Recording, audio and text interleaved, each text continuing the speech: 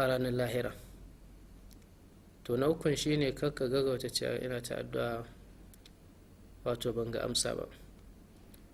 duk addu'an da kai Allah subhanahu wa ta'ala yana karba maka kamar yadda ya alƙawari, matukar baka wato cikin zunubi, matukar kai ba mai cin haramun ne ba, ka sha haram, ka yi tufafi da haram, ka yi guzuri da haram, to wannan fa ba za ka ga amsa ba wajen Allah subhanahu wa ta'ala.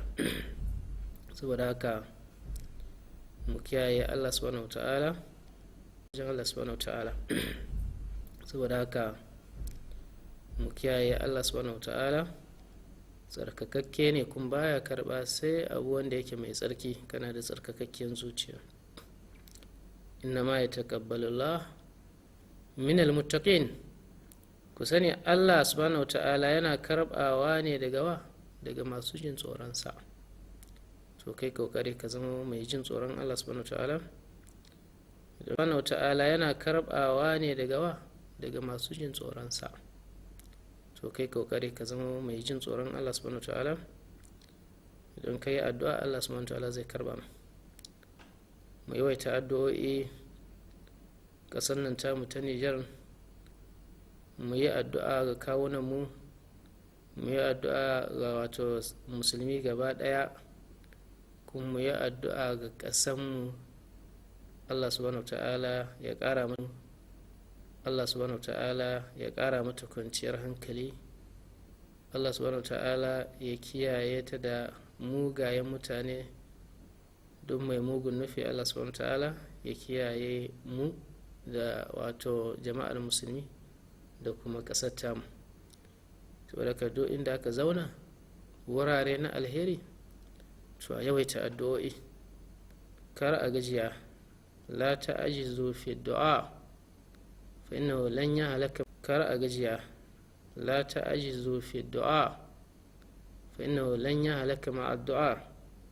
Annabi sallallahu alaihi wasallam yace kar ku gajiya ga yin addu'a, saboda ba ɗaya wanda zai halaka har abada lan wato tare da addu'a, matukar ana addu'a. Ai addu'a kuma a nisanci sabon Allah. Sabon Allah nan shi yake kawo musibobi iri-iri, kamar yadda Allah subhanahu wa ta'ala ya gaya mana a cikin alkur'ani sa mai gina.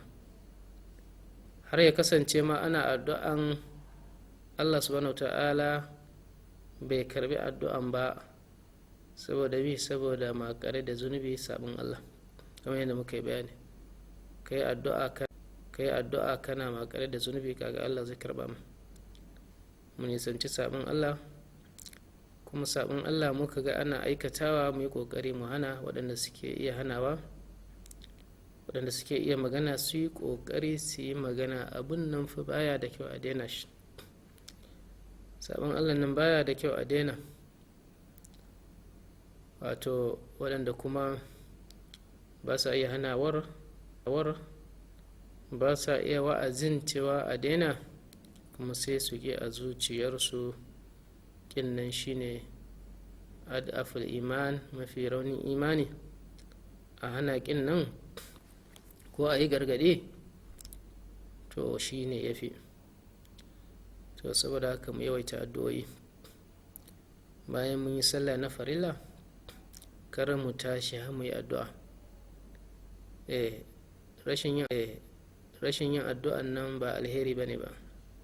Ga jama'a ta taru wuri na alheri, me ya kamata ta yi? An aikata aiki na alheri cewa sallah, to me ya kamata a yi? Sai a roki Allah subhanahu wa ta'ala. Man kanat lahu ila Allah haja falyad'u biha dubura kulli salatin maktuba. Annabi sallallahu alaihi wasallam yace wanda ya kasance gare shi wato bukata,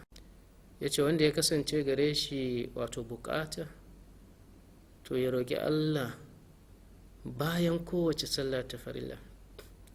Bayan mun kare salloli na farilla, to kar mu tashi mu zauna mu roki Allah subhanahu ta'ala ya kara muna imani a cikin zukatanmu, ya ƙara muna imani a cikin zukatanmu, ya ba mu cikawa da imani, ya yi muna rayuwa mai albarka, ya kare mu daga musibu fitintinu na wannan zamanin, ya kare ƙasanmu ta Nijar da ƙasashen musulmi gaba ɗaya.